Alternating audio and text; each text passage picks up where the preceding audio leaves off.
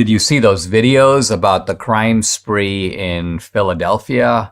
They're all over social media, and they're pretty, wow. I mean, this is like absolute chaos. Honey, what were some of the stores? Lululemon was one of them. Apple was another. Just, you've got people just rummaging through these stores, grabbing stuff, people running everywhere. Just a madhouse. And I can only imagine what it's like to live in those neighborhoods, or to be walking through the mall and watching this going on. You must wonder, am I in the United States? Is this the America that we grew up in? And city. That's what it Debbie is. goes, this is the way life is in a democratic city. And that is true. Although I had Richard Hanani on the podcast several days ago. He's a really smart researcher and has a good book out on the origins of woke. But he had a commentary, a short commentary on what he calls the two different types of crime in democratic cities. And he goes, we think of democratic cities as crime infested, and they are. He goes, but it's not the same type of crime. And he contrasts, on the one hand, Chicago, and I would add here Philadelphia, on the one hand, with San Francisco and Los Angeles on the other. And here's the point that he makes. He goes, a lot of the defenders of San Francisco in the media, and the local media in San Francisco, say, hey, listen, don't keep ragging on San Francisco because the murder rate here is pretty low. And Richard goes, that's actually true. And he says, that got me thinking, and there are two types of cities, and when it comes to crime, there are southern, midwestern, and northeastern cities like Chicago, where there are pockets of extreme violence, but the rest of the city is okay. In other words, there are safe neighborhoods, there are prosperous areas, and you can go to them, you won't be affected. It's on the south side of Chicago, it's on that side of the tracks. It's really bad over there, but you don't have to go over there. And then he goes, and then you have West Coast cities like San Francisco, Portland, Seattle. He goes, homelessness is everywhere. Weird homeless subcultures, people taking drugs on the street. But he goes, but actual serious violence is pretty low. So you're not going to have drive-by shootings in Seattle, drive-by shootings, at on Powell Street in San Francisco.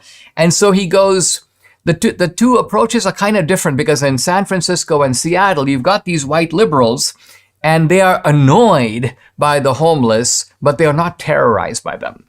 So he goes, if they were terrorized by them, then the white liberals wouldn't put up with it. If they were getting shot and their kids were finding, blood coming out of their face, then they would shut this stuff down. But because it's just the homeless, they feel like this is sort of soft annoyance. Someone's going to come and spit on me or, take a dump in front of me. And the liberal goes, well, that's okay. This is probably some suffering guy, and it's quite, all I have to do is look the other way, pretend it didn't happen, keep walking. So he goes, the homeless don't intrude on people's lives in a seriously threatening way. It's noise, it's littering, it's nuisances and so on. But he goes, but now let's turn to Chicago. And he goes, in Chicago, there is a criminal underclass that doesn't just want to take the chicken wing off your plate, they want to carjack you. And they want to put a gun to your head and put bullets through your head if you won't cooperate. And so this criminal underclass is merciless, they're ruthless. And he goes, but they're not all over Chicago. They're in one part of Chicago. And so the white liberal is perfectly okay with letting those guys sort of blow each other up over there. It's like, you guys go nuts. It's black on black. Who really cares? We don't care about blacks per se. Blacks are kind of a tool for us. So the Upper East Side is just fine. You can go to Gucci's. Nobody's holding Gucci's up. So the point being that in San Francisco, the criminal is some nutcase who's on drugs, but harmless. But the typical criminal in Chicago is like a gangbanger who does drive-by shootings on other gangs. And so the San Francisco problem is a schizo narcotics problem. And the white liberal doesn't have the heart to tell that guy, listen, you need to be locked up. But in Chicago, they do, except it's not happening where they are. So the white liberal is kind of okay with it. He goes, I'm now quoting Richard, upper class urbanites won't tolerate the Chicago criminal in their neighborhood due to fear. So even the most soft-hearted liberal will support policies that keep violence and disorder segregated in certain areas.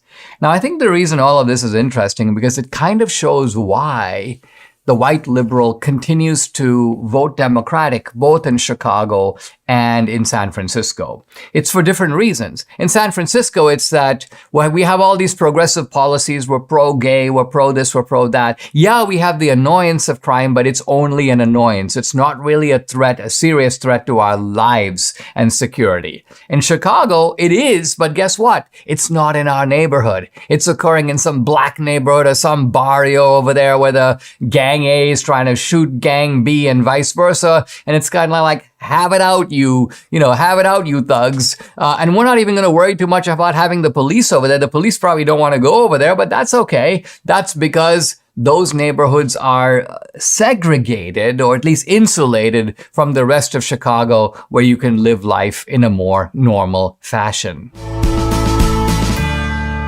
Michael Lindell has a passion to help you get the best sleep of your life. Now, he didn't just stop with the MyPillow pillows. He's also created the Giza Dream bed sheets. We got the pillows, we got the bed sheets. The sheets look and feel great, which means an even better night's sleep, which is crucial for our overall health.